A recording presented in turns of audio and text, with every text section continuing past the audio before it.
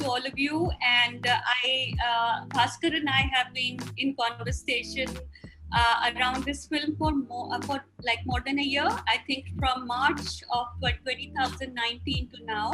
I saw the film before it was released. I mean, before it premiered at Tribeca, just a day or two before that. And since then, I have been completely, as Pavitra, but I'm going to just borrow it, blown away by this film, by the vision of the film, what it's trying to say, the larger story, and truly it is one of those films that will stay with me. I'm going to ask you all a few questions. Bhaskar and I chatted yesterday, and so I know a little bit about you and how all of you came together. But I'm going to ask you this so that all of our listeners and viewers can also get a sense of how this film came together. Bhaskar, of course, you start first. What made you think of this film? This is always the number one question, man. And the thing is, before this webinar started, I had a chat with Orgo, and I told him that, brother, this is going to come up. They're going to ask me again. How did you think of this idea? So instead of me answering again and Poonam, Lima, Orgo getting bored and like, oh God, here goes the old man again. I said, Orgo, you will answer this question for us today. So Orgo, please tell them how this idea came about. Well, this idea came about from a restaurant where he saw two couples having meat. One couple, So that's how the whole idea came. One couple having meat at KFC. Is that what you said? So you just saw this young couple and you decided that this is good. No, of course not. It was just the spark. It's something about the way they were eating, but not looking at each other also. It was very, very fascinating. I mean, it just stayed in my mind. It's just like that. So it's just where the germ of the idea came from. It's not like the whole film fell on my head when I saw this scene in front of me. Idea around the eating, because it's not, it's so much more than just the ingestion of food. It is, it is passion, it is life, it is how we look at love, I would say. Many things started, sort of getting added to this idea that we had. One was, of course, there's this, I discovered, on the internet, there is this thing called vorarophilia. There's this fantasy where instead of having sex, people who fantasize about vorarophilia fantasize about getting ingested by their lover as another way of getting inside the lover. So I thought, maybe this is a thing, people do it. Of course, it's not realistic. So a lot of this vorarophilia forums that you have on the internet, they are mostly artwork, So you have interesting, weird, bizarre, kinky artwork. So that was that. Then there was this whole question about taboos and what happens to people who break them, and people who commit crimes, who are sort of to speak in religious terms, commit sin. Do we have the moral, not exactly the moral, but are we ethically correct to judge them? So these kind of questions. Then of course Poonam came in with her ideas about female sexuality, because Poonam has academic experience in sexuality, studying sexuality. So that really helped. So like that, we sort of kept building it, and it became eventually Amis. This is a question for the producer. What and how did you take this decision to fund a film like Amis? Do share your thoughts before and after the film released. Bhaskar and I are friends. So basically, I was looking for a project and I met him, and he told me these, we met for coffee actually. So, and he told me these, dramatic elements, and, I was like totally blown away, vorarophilia and cannibalism and not, but what really made me decide was that when he said that lovers are not going to touch, that they don't touch, because that anchors everything. So that was the most important thing for me. So that's when I decided, okay, I'll do this film. The female is transforming into a cannibal, so that had to be anchored very strongly. And why is the male not transforming into the cannibal? That's the question. Because the repression is of the female. She cannot even think. The guy is expressing in so many ways. He is indulging his emotions to himself, to his friend, to nature. And this female, she refuses to accept it. you know. So she's the one who, that is the level of, you know, the power of social construction. Of course, we only touch upon that tangentially, but yeah, so these were the things that really made me decide that yes, I wanted to. We knew there is a certain audience for this film because we had played this film outside Assam since before we released the film in Assam. So in New York, in Bombay, people understood, you know, we found a lot of people who got us. So the idea now, when you expose this kind of content to a cinema audience which is not used to, you know, this kind of stuff, it is obviously, you know, we were a little nervous. But, you know, what the good thing about Amis, and I was also very clear about this while I was writing the film also, that, you know, we operate as artists in a very conservative society, you know, and it's not just true for Assam, it's all over India, and it's getting worse by the day. So you have to be clever when you want to, you know, make a film with a certain idea which you know will provoke people. It's better to, you know, not show them, but to make them feel. You can censor shots and saying this shot is out, it's not acceptable. But what the audience is feeling by seeing certain visuals, you cannot censor that, and your ideas get across. We actually lost out on some festivals because they were expecting the film to be very gory. A lot of film programmers were following this film while it was still in development, and they were keen to have the film for themselves. But when we finally gave them the film, they were like, where's the gore? You know, the Europeans, you know, they're used to that French aesthetic. Lima is listening all very carefully, and when Bhaskar narrated the story to you, what was your first reaction? I was taken aback. And I was like, wow, I'm going to do my first film and look at the kind of debut I'm getting here. And it was amazing. I couldn't believe it.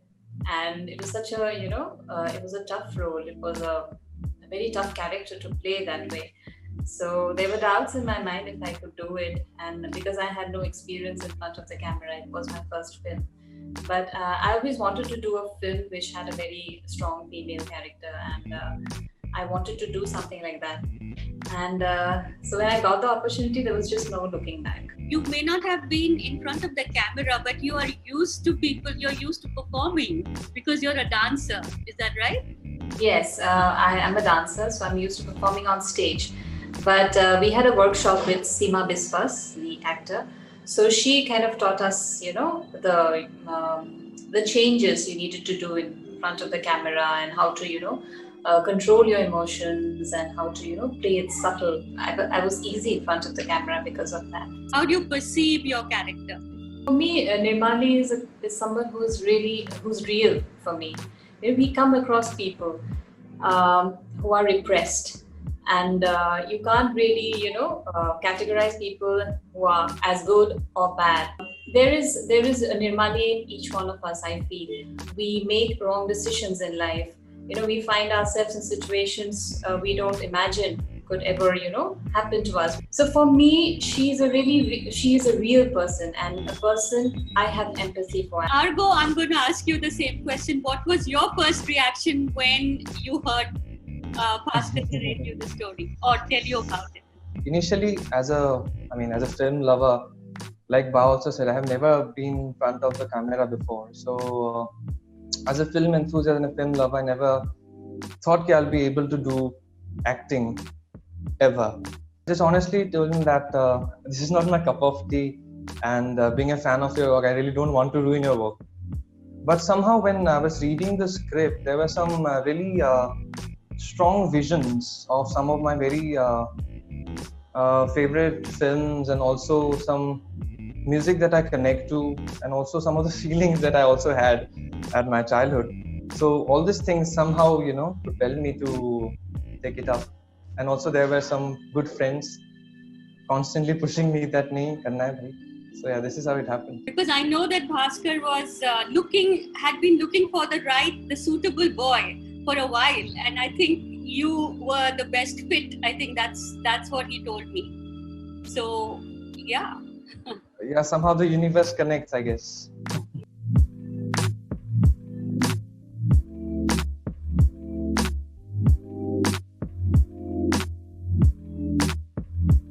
I knew this was going to happen. You know, obviously, we think of a film about this kind of exotic meat eating coming from the Northeast. Obviously, the mainland is going to think that you guys are like that only. But instead of being apologetic about it, because that's what we've been doing in the Northeast, we've always been defensive about our culture. We've been apologetic. Yeah, like not all of us eat dogs. We don't have to. These are just practices, and which time they will evolve.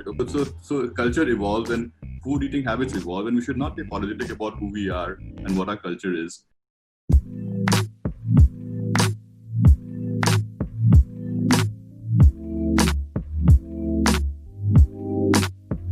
And make things very relatable and very tender.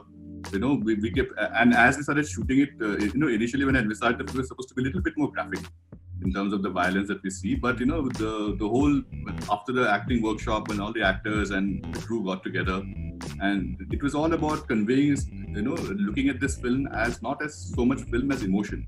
One theory I always had was that if you contrast sometimes work. If you're showing a very dark idea in your scenes, and you have this pretty piano music, which is completely not expected at that time, it sort of tends to heighten the terror of the moment. So we wanted to treat it like that. We wanted to keep things soft and gentle, not scream out the horror a lot, and just let people feel the terror of what's happening on screen. I did not even, yes, you can think of the cannibal word, but to me, it wasn't even germane, because it was not what it is. You can define it in as many ways as there are, and the whole business about giving a little of yourself to someone else, it's not that. And the flesh is just a symbol of the love to me.